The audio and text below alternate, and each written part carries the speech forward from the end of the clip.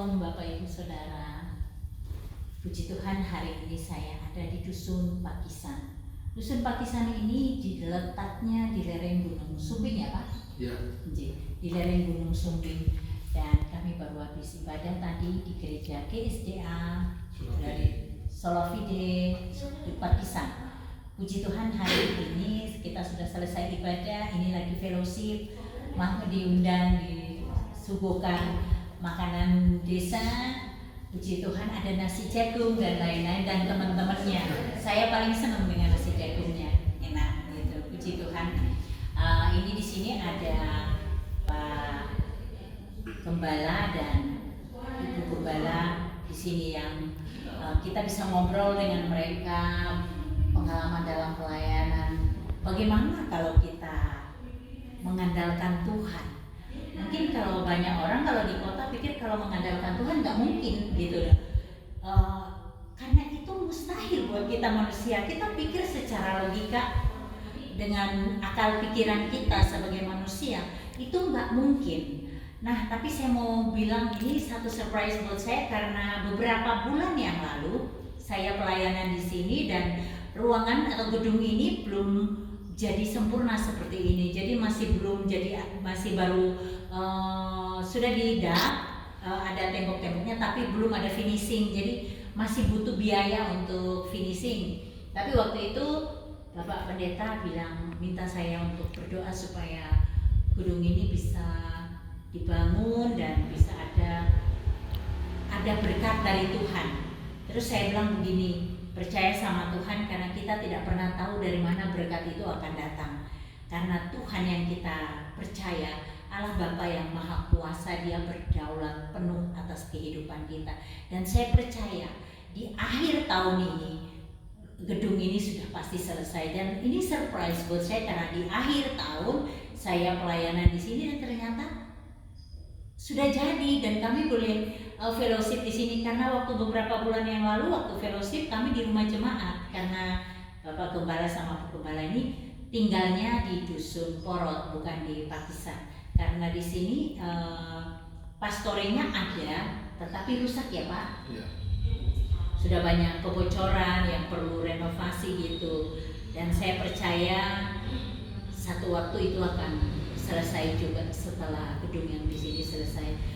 Pak, ngomong-ngomong, gimana nih mengandalkan Tuhan dalam pelayanan bisa sampai bisa membeli tanah, bisa membangun, itu bagaimana ceritanya? Karena itu kan nggak masuk akal manusia.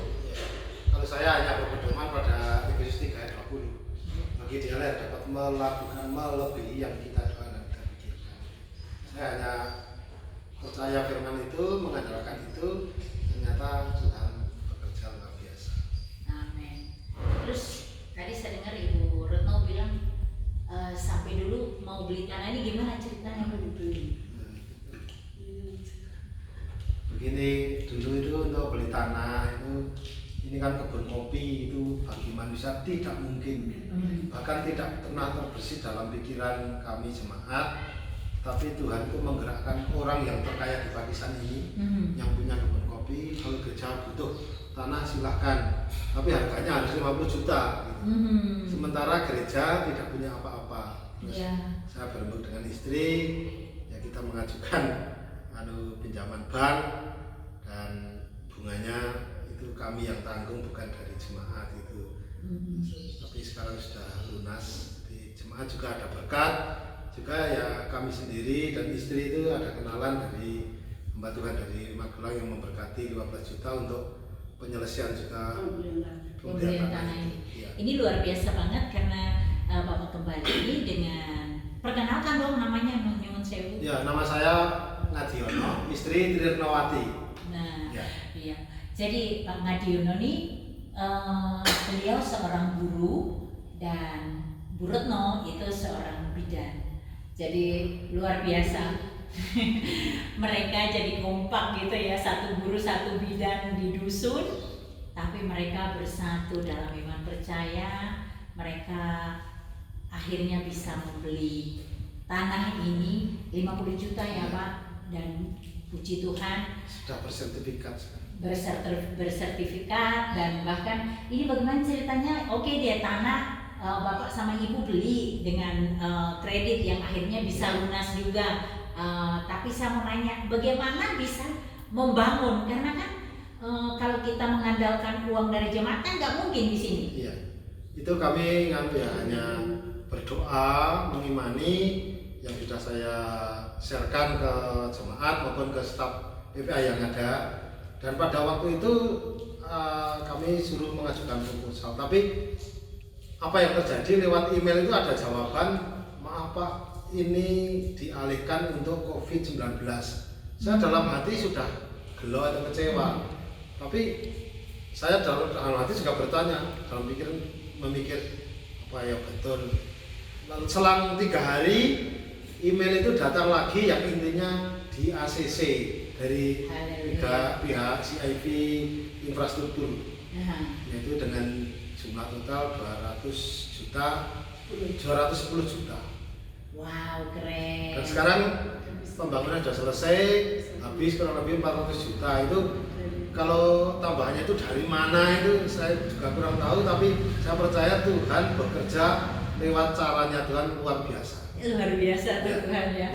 Dan ini beliau nggak pegang duitnya, yang mengurusi majelis ya. Panitia pembangunan. Nggak pernah pegang uang. Itu pantangan bagi kami.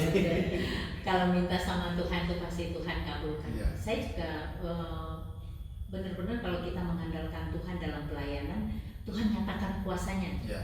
Jadi saya tuh bilang, saya tuh kan dulu dari seberang, dan ketika saya dipakai jadi alat Tuhan seperti ini, saya tuh semakin terkagum-kagum sama Tuhan yang luar biasa banget. Saya ingat ketika tahun lalu Bapak minta Bu Linda tolong didoain Ya. supaya beberapa bulan yang lalu ya. Ya. Mungkin ada 6 bulan atau 7 bulan lalu ya, sekitar Belum ada Bu. Mungkin 4-5 bulan. 4-5 bulan ya. Saya waktu itu belum jadi seperti begini, dan waktu itu saya berdoa terus, akhirnya saya bilang gini, saya percaya akhir tahun ini gedung ini sudah pasti jadi, pasti dalam nama Yesus saya percaya jadi. Jadi saya juga lupa dengan doa itu, tapi tadi di belakang ibuku tuh pada ngingetin saya, Bu, kan waktu ibu doain kan ibu bilang tahun lalu ibu buatkan tahun lalu, tahun ini, akhir tahun ini pasti selesai, dan ini selesai loh di akhir tahun ternyata jadi. Saya juga terkagum-kagum, wow, sudah jadi, sudah ada dapur, ada toilet, ada ruangan-ruangannya, jadi satu bangunan yang bagus sekali. Jadi ini dipakai untuk kantor ya Pak ya, kantor PPA. Terus nanti rencana yang dibangun di atas untuk apa? Ruang serbaguna. Ruang serbagunanya nanti di atas. Nah, ruang serbagunanya memang yang belum jadi. Belum. Dan saya percaya Tuhan pasti mencukupi, dan pasti gedung ini bisa jadi sempurna seperti apa yang Tuhan kehendaki. Karena kalau Tuhan menanamkan dalam hati dan pikiran kita untuk membangun, pasti Tuhan punya rencana gitu, dan tangan Tuhan tidak kurang panjang untuk menolong. Pasti Tuhan akan menolong kita asal kita mengandalkan Tuhan. Saya itu dalam pelayanan juga, saya itu Tuhan kita tuh kok luar biasa ya, Tuhan yang kita sembah. Karena dulu nyuwun sewu, saya dalam pergumulan saya dulu, saya belum jadi anak Tuhan, saya berdoa sampai kayak apapun juga, puasa yang kayak apapun juga, toh saya tidak mendapat jawaban itu. Tapi setelah jadi anak Tuhan, wow, Tuhan jawab setiap doa saya yang luar biasa, yang kayaknya itu mustahil bagi manusia. Sekarang gini Pak, kemarin ini saya cerita Porot ini ya, dusun Porot, gerejanya itu mau renovasi. Sedangkan kalau kita lihat, saya tuh nggak pegang uang 1 rupiah pun untuk renovasi dulu gereja itu. Terus saya bilang sama tim, kayaknya kita besok kita ke gunung, kita bicara kalau bisa kita undur waktunya, kalau bisa di tahun depan. Ini kayaknya nggak mungkin karena keuangan kita nggak ada sama sekali. Terus saya bilang tunggu dulu ya, sambil kita berdoa. Malamnya tuh saya berdoa terus gitu ya, saya minta Tuhan jawab aku, apakah aku harus mundur atau aku maju, tetap maju. Terus waktu besok paginya tim datang ke rumah, mereka udah duduk, saya bilang sebentar saya mau mandi, terus mereka bilang ya tapi cepet-cepet ya, kita jangan lama-lama. Oke.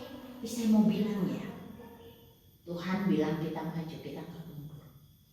Itu pada tingkat berlama, serius mami, saya bilang Tuhan bilang kita maju, bukan mundur. Tuhan bertanggung jawab, gak usah khawatir, pasti bisa. Puji Tuhan. Terus saya begitu kontak salah seorang donatur tetap yang selalu membantu saya. Bapak ini dulu dia petobat juga yang baru, beliaunya dari Buddha dulu ya. Dia selalu bilang sama saya, Bu, kalau ibu butuh, ibu bilang sama saya bantu. Yang saya bisa bantu saya akan bantu. Puji Tuhan kemarin tuh saya begitu hubungi beliau langsung transfer 25 juta buat saya. Wah, luar biasa. Kemudian dapat lagi uang dari donatur yang lain yang mengirimkan sedikit masuk. Akhirnya kita bisa mengerjakan itu. Dan itu saya bilang, wow, Tuhan itu luar biasa. Apa yang tidak pernah kita pikirkan, itu yang Tuhan sediakan. Intinya kalau kita mau sungguh-sungguh sama Tuhan dan kita jujur di hadapan Tuhan berjalan luar biasa. Pelayanan kita pasti diberkati Tuhan. Tuhan luar biasa. Itu yang saya juga mengalami, juga panjenengan berdua alami, saya juga mengalami, yang membuat saya minta supaya kita buat kesaksian ini untuk menguatkan teman-teman kita yang di luar sana yang mungkin juga saat ini sedang mengharapkan pertolongan Tuhan, tapi nggak tahu harus bagaimana. Apa sarannya panjenengan buat hamba-hamba Tuhan yang saat ini juga menanti uluran tangan? Yang jelas kita itu sebagai pemimpin atau sebagai pembasma itu harus punya visi dan misi. Jadi harus punya rencana, punya program. Misalnya kalau dalam dunia yang punya istilahnya gagasan dan kerja. Nah, kami juga punya angan-angan gini. Itu secara manusia nggak mungkin, dan saya berharap kepada pembantuan yang lain supaya kita banyak berdoa. Mempercayai firman-Nya, mempercayai nubuatan Tuhan, pasti Tuhan akan genapkan. Betul. Tuhan itu luar biasa. Ya. Saya sampai akhir tahun ini sudah berapa gedung yang kami renovasi, dan apakah saya kaya raya sehingga saya bisa melakukan? Saya juga seorang janda yang saya juga sudah tidak bekerja, saya tidak punya daya upaya apapun sebagai manusia, jujur. Hidup saya aja masih tergantung dari anak kok. Dipakai Tuhan. Tapi dipakai Tuhan yang luar biasa. Saya juga tidak pikir pengen ganti mobil yang lebih bagus, lebih mobil mewah, enggak. Saya tetap melayani dengan Avanza 2004 punya saya yang lama itu, yang bisa nerjang kemanapun. Kemarin kami melayani di Dusun Semalang, yang mana kita lewati jalan Semalang Kaloran. Ya, Kaloran. Jadi lewat Kaloran gitu ya. Masuk. Waduh, jalannya nggak bagus, dan itu jalan sudah miring, sebelah kanannya jurang. Sampai di depan itu jalan lagi diperbaiki, dan kita tidak bisa meneruskan perjalanan karena terhambat. Itu lewat yang untuk bandara kecil itu. Ya, jalan bandara. Bencong itu. Itu kan sudah miring jalannya. Ya. Jadi itu cor hanya untuk dilewati 2 ban mobil kan. Itu kalau kita melenceng sedikit masuk slip, karena tanahnya tanah liat yang putih itu, yang lunyuk, licinnya minta ampun. Saya harus mundur sekitar 400 meter. Padahal di belakang tuh mau mundur lagi sudah nggak bisa, karena ada turunan yang cukup terjal 45 derajat, yang kalau saya mundur pasti musibah, karena mobil saya tua, saya takutnya rem belum. Karena itu hal itu saya pernah alami di Gunung Merbabu, jadi saya takut. Tapi tiba-tiba Pak Suyamtono bilang, Bu, kita nekat aja, muter di sini aja. Ya ada sedikit tanah yang lebih. Bu Hana di depan, Pak Suyamtono di belakang, yang mengarahkan saya maju, mundur, maju sedikit sampai akhirnya monjong mobil bisa kembali ke arah balik. Puji Tuhan, saya langsung teriak, haleluya Tuhan, terima kasih. Dari Semalang itu. Saya bilang penyertaan Tuhan dalam pelayananku aku rasakan Tuhan. Terima kasih Tuhan Yesus. Karena saya tadi ini Bu Hana tuh sampai sudah dingin semua badannya, bahkan tanganku sampai sudah geligi. Ibu nyetir sendiri? Saya yang nyetir. Jadi saya bilang wah luar biasa sekali penyertaan Tuhan. Yang saya bilang Tuhan Yesus tuh Bapa yang baik, Bapa yang sangat baik. Pertolongannya selalu ada buat kita kalau kita mengandalkan Dia. Di medan yang sesulit apapun kita masih bisa lewati. Dan di sana saya lebih sedih lagi karena saya lihat jemaat, beberapa jemaat yang hidupnya sulit sekali gitu ya. Ya Tuhan, puji Tuhannya kita dapat sembako gitu ya. Ada seorang ibu yang sudah sepuh juga yang usia 83 tahun, 93 bahkan, 93 tahun, matanya sudah nggak bisa melihat, tapi masih bisa mireng, masih bisa mendengar, masih bisa tahu ini suara siapa, gitu. Tahu gitu. Terus waktu kami datang, anak-anak cerita kalau ibu ini selalu merasa dingin dan dia pakai handuk untuk menutup leher sama dadanya karena katisan. Saya lihat begitu, langsung saya buka jaket saya, langsung saya pasangin jaket. Ibunya memeluk saya terus menangis.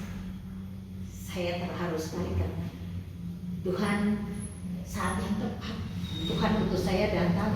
Pertolongan Tuhan buat ibu ini tepat pada waktunya. Terima kasih Tuhan, saya boleh diizinkan Tuhan menjadi berkat buat orang lain.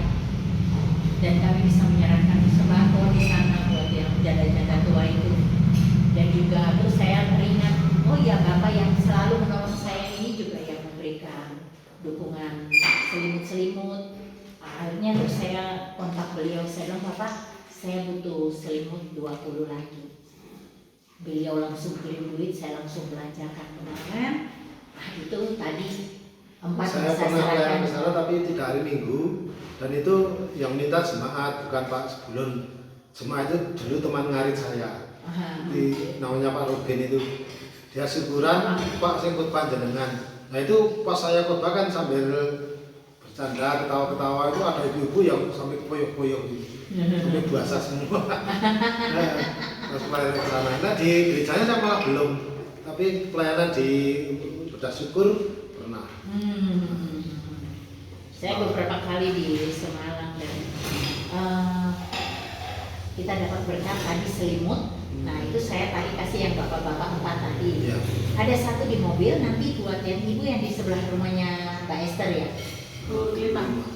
Nanti satu lagi kalau saya datang lagi di Korot, saya tutup sama jenengan aja Ya. nanti yang buat ibu yang satunya lagi ya. Ya. Jadi 6 di Pakisan gitu ya. Terima kasih banyak buat Bapak Ibu Saudara yang sudah nonton video ini. Kiranya fellowship dan obrolan kita sharing pagi hari ini bisa menjadi berkat buat Bapak Ibu Saudara di luar sana yang mungkin saat ini juga punya pergumulan dan membutuhkan pertolongan Tuhan. Saya mau bilang bahwa andalkan Tuhan, karena Tuhan melakukan sesuatu yang di luar dari apa yang kita pikirkan, apa yang kita bayangkan. Itu yang Tuhan sediakan buat kita. Saya juga tidak sangka kalau saya bisa jadi alat Tuhan seperti sekarang. Ini di luar dari ekspektasi saya sebagai seorang Melinda. Itu jauh sekali. Saya tidak pernah menyangka. Cuman sekitar 7 tahun yang lalu pernah ada pendeta dari Amerika yang datang di Semarang, di gereja kami juga. Namanya pendeta siapa ya waktu itu namanya, orang dari Amerika, dan dia berdoa dan dia membuatkan saya tuh, dia bilang begini, engkau akan semakin tinggi dan semakin tinggi, dan aku akan memakai engkau melalui kehidupanmu. Banyak orang datang padaku dan aku akan melengkapi engkau akan kujadikan seorang pendoa yang efektif. Jujur, sebagai seorang Melinda itu mendengar itu dalam hati itu geli, karena saya dulu Muslim, ini orang Kristen ini bego, goblok ya. Kalau ngomong tuh seenaknya, yang enak-enak kayak didengar telinga saya, padahal nggak mungkin, itu nggak mungkin. Wong saya doa itu kudu hafal. Saya heran orang Kristen tuh bisa doa ngalir begitu aja. Karena saya belum jadi seorang pendoa, saya nggak bisa berdoa. Terus saya pikir, dan saya pernah di acara tunangan atau waktu itu lamarannya ponakan saya di Jakarta. Saya diminta untuk berdoa. Jujur, keluarga saya semua tahu bahwa saya nggak bisa berdoa. Dengan terbata-bata saya sulit berdoa. Saya nggak bisa berdoa. Saya bilang begini, saya bisa presentasi di depan ratusan orang. Tapi ketika berdoa orang Kristen ini, saya mulutnya jadi keluh, lidahnya jadi keluh, nggak bisa ngomong. Makanya saya bilang, saya bukan orang Kristen tuh kalau membuatkan aneh gitu loh, yang nggak mungkin. Terus saya di dalam mobil saya bilang, saya waktu pulang itu sambil saya tuh tertawa-tertawa saya bilang begini, orang pendeta wong Kristen ki aneh-aneh, ngomong kok koyo ngono. Hal yang tidak mungkin diomongin lucu aja saya bilang begitu. Tapi itu terjadi 2 minggu kemudian. Saya dipanggil sama teman saya. Suaminya seorang pejabat di Polda Jawa Tengah waktu itu. Dan mereka ada masalah rumah tangga. Istrinya bilang, "Dek, kamu datang ke rumah ya doain abangmu." Oke, saya datang. Saya datang ke rumahnya, terus bapaknya dipanggil duduk. Saya nggak tahu hari itu ternyata saya sudah dipenuhi Roh Kudus. Saya bisa berbicara yang penuh hikmat. Bapaknya yang seorang pejabat yang sampai tertunduk begitu. Iya. Saya ngomong nasihatnya apa? Dan saya tahu dia terjadi, dia berzina itu banyak perzinahan yang dia lakukan. Nah itu mulut saya mengalir aja tuh kata-kata yang membuat dia tuh sampai tertunduk malu. Dan saya bilang bertobat, usiamu sudah tidak muda lagi, takutlah akan Tuhan. Terakhir itu saya bilang, mari saya berdoa untuk kalian. Berdoa. Saya berdiri dan saya berdoa, dan hari itu pertama kali saya berdoa, kata-kata itu mengalir dari mulut saya dengan begitunya, begitu lancarnya dan penuh kuasa hari itu. Nah setelah berdoa, saya diuntak sampai depan rumah. Saya naik mobil, saya nyetir pulang. Itu saya sambil mukul, saya teriak, "Wow, keren, luar biasa Tuhan. Kau dahsyat Tuhan. Kau luar biasa. Hari ini kau benar-benar penuhi nubuatanmu. Aku bisa berdoa. Tuhan terima kasih." Dan itu nubuatan itu terjadi justru di saat COVID. Orang lain harus stay at home. Justru di saat COVID saya dipakai melangkah buana dari satu gunung ke gunung yang lain, dari satu dusun ke dusun yang lain, sampai juga berjumpa dengan panjenengan berdua. Itu bukan kehendakku, itu kehendak Tuhan. Jadi saya bilang kalau mengandalkan Tuhan itu terjadi hal-hal yang di luar dari akal pikiran kita, apa yang kita rencanakan di luar dari itu. Karena kalau jujur, kalau jadi hamba Tuhan ya, saya kan tinggalnya di kota, pengennya jadi hamba Tuhan yang di kota, yang terkenal, gereja yang besar, terkenal, jadi alat Tuhan yang luar biasa begitu ya. Ternyata Tuhan bilang bukan, kau utus di lereng gunung di dusun-dusun sana. Terus saya bilang begini, Tuhan kenapa mesti di lereng-lereng gunung? Tapi setelah itu saya terus begitu berdoa, terima kasih Tuhan. Tuhan tahu benar bahwa saya memang menyenangi pemandangan pegunungan yang indah. Jadi ketika lewati lihat gunung yang indah gitu, saya bilang Tuhan luar biasa lukisanmu, buatan tanganmu yang tidak ada seorang pun yang bisa membuat lukisan seindah itu, lukisan alam. Saya bisa dari gunung ke gunung yang lain, dari dusun yang satu ke dusun yang lain, dengan pemandangan yang indah, berjumpa dengan orang-orang yang hidupnya sederhana di dusun-dusun, dan kita bisa menjadi berkat buat mereka. Itu satu hal yang tidak bisa didulikan. Seberapapun kekayaanku tidak bisa membayar itu. Terima kasih Tuhan Yesus. Oke, di akhir dari obrolan kita pagi hari ini, terus mengandalkan Tuhan. Dan sungguh-sungguh mengandalkan Tuhan dan menanti mujizat Tuhan. Mujizat Tuhan selalu ada. Terima kasih Bapak Ibu Saudara yang sudah nonton. Bapak Ibu Bapak mau ikut berbagi di dusun ini, Dusun Pakisan. Bapak Ibu bisa hubungi saya di WA saya 081 225 198 945. Terima kasih banyak Bapak Ibu. Tuhan Yesus memberkati.